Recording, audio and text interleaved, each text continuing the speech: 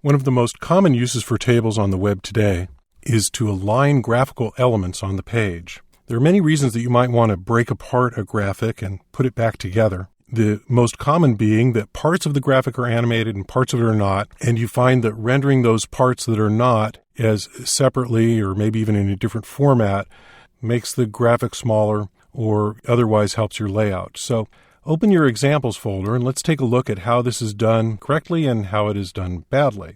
And open the tables subfolder and under that the cut apart folder.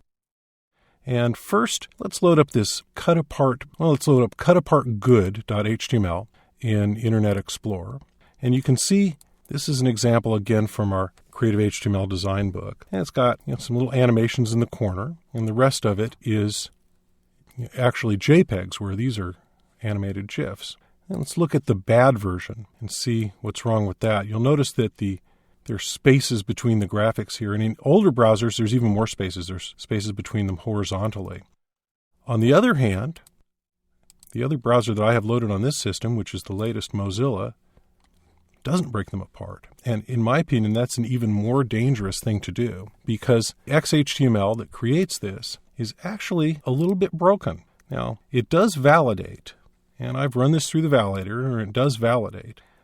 Here's your table. And this is formatted. There is no way to do this with CSS. Border equals 0, cell spacing equals 0, cell padding equals 0. That actually takes each of the cells of the table and butts them right up against each other without any sort of space, any padding space, any spacing space in between them.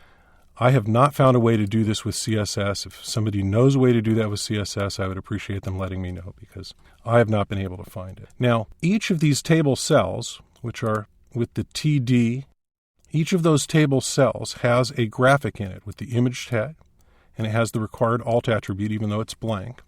And cut apart 1, 2, 3, 4, 5, 6, 7, 8, 9. These are all GIFs, and there's 9 of them. And the table, actually if I set the table border equals 1, we can see the parts of the table here.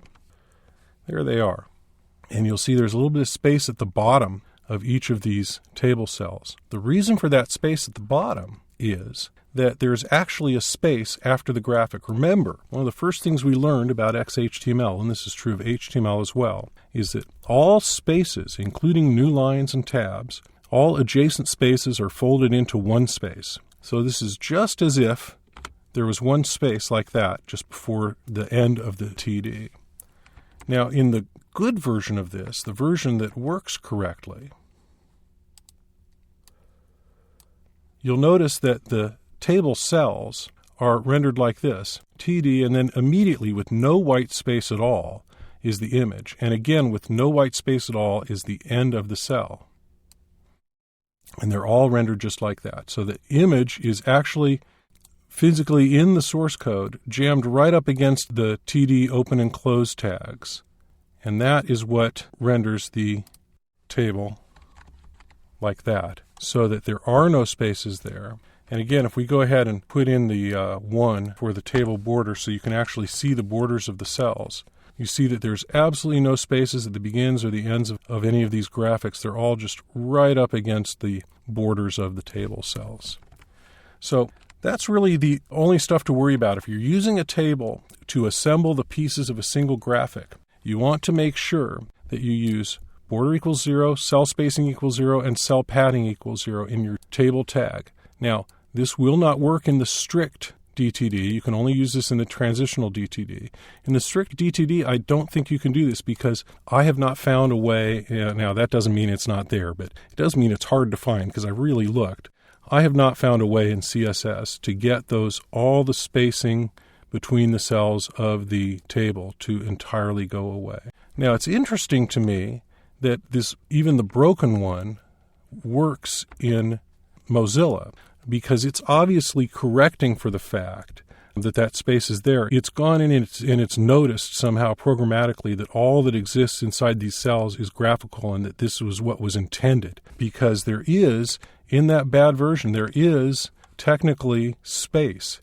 It's legal space. The new line and the spaces here, that is actual space. And so it correctly should have rendered it with spaces around those graphical elements, but it didn't because it's somehow trying to do what we meant instead of what we said. In my opinion, that's a dangerous precedent because it sort of forces them into making all their future browsers do that too, when the problem is really in the code. But in any event, this is the way you do this. When you have to assemble the parts of the graphic, the thing to watch out for is that you've gotten rid of all the space between the cells and that you have no actual white space between the graphic and the elements around them.